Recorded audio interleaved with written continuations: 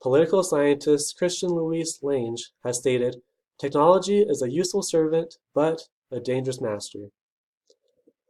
We know that one of the main benefits of technology is to keep the world connected, which it does more than ever before in history. Even as college students, we are blessed to have devices such as laptops and smartphones and the internet, which allows us to further our education with easier accessibility and efficiency, along as finding the nearest Chick-fil-A when we want and finding the best deal on Amazon at any given moment. So there's no getting away from technology. We use it at work and at school and in other areas of life, but there's a point where we may become isolated by the amount of time we spend using that technology.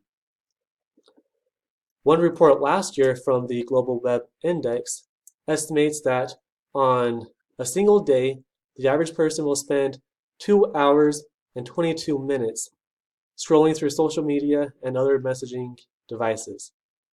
2 hours and 22 minutes. A man just a couple months ago ran a marathon in 1 hour and 59 minutes.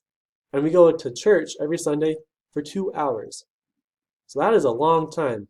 What would you do with that time if it was just given to you? By allowing technology to consume a majority of our day, we will feel more lonely, our satisfaction in our relationships will decrease, and we will even put our health at risk. Now, don't get me wrong, I'm guilty of spending more time on social media than I probably should. It's reassuring to know, however, that I'm not the only one. But I have learned for myself, and I've experienced it, that I feel more alone when I choose to isolate myself. There are various articles and research done that support this idea. I will provide some statistics regarding this idea. I will summarize a video that illustrates the point of how using technology will isolate us. I will give suggestions on how we can overcome this loneliness epidemic. I will then encourage all of us to take a step back and analyze how we are using our time on technology and to make some necessary changes. Now, in 2018, a survey was conducted by The Economist where they discovered that over 1/5, roughly 22%, of US adults say that they always or often feel lonely, lack companionship, or feel left out or isolated.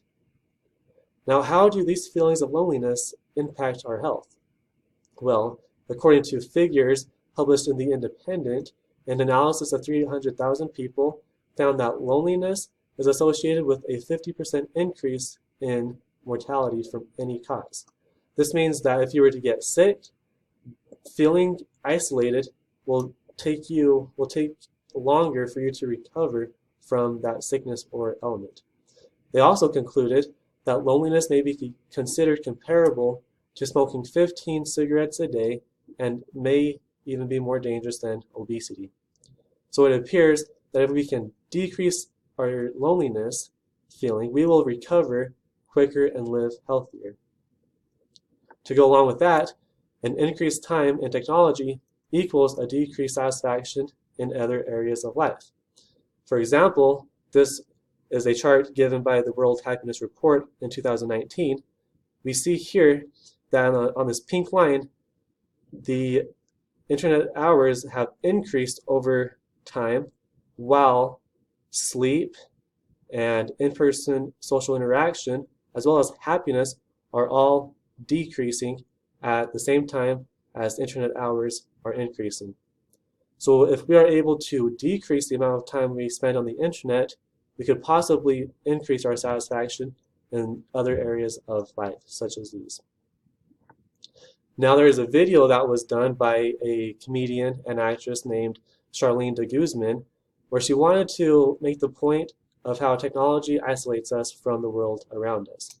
She provided many examples in her 3-minute video, but I will go over 2. One was of a man who was proposing to his girlfriend, but it wasn't very romantic. He gets down on his knee, and then he pulls out his cell phone, and he begins taking a selfie video of the proposal. Wasn't very romantic.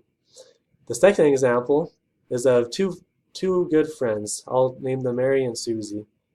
They decided to go get a drink one day to catch up, and Mary was excited for this, but Susie had a different plan. She decided to, when they got their drinks, she took her drink and took a selfie with it and began posting it on Instagram. So it seemed like Susie was more interested in Instagram and getting the likes than she was in her good friend Mary.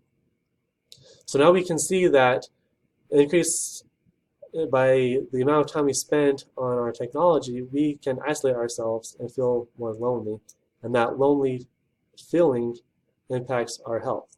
So how should we go about this? Well, an author named Sherry Turkle, who wrote Alone Together, has said, until we learn how to delay or to be okay with solitude, we are not going to be able to connect deeply with others. To go along with that, Terry Brown, who is a marketing professional, has said, we must make sure that we make an effort to sustain in-person social interaction with our peers and not rely solely on digital communication, which are often shallow and give a false sense of being social. Now, we're not going to get away from technology. It's all around us.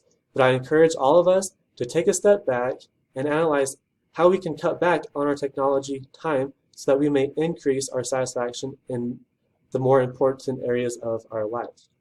By allowing technology to consume a majority of our day, we will feel more lonely, our satisfaction in our relationships will decrease, and we put our health at risk. Now, let us break the chains that bind us to technology and move forward, allowing technology to serve us while we enjoy the life that is around us.